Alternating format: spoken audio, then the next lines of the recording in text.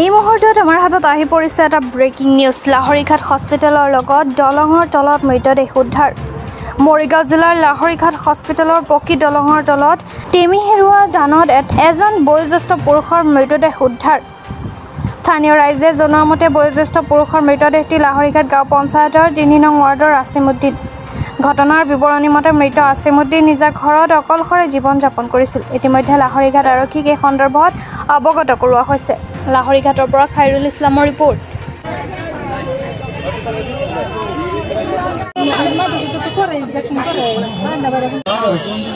নমস্কাৰ, এই মুহূৰ্তত মই আছোঁ মৰিগাঁও জিলাৰ লাহৰীঘাটৰ হস্পিটেলৰ ওচৰত আৰু আপোনালোকক দিবলৈ আহিছোঁ এটা ব্ৰেকিং নিউজ।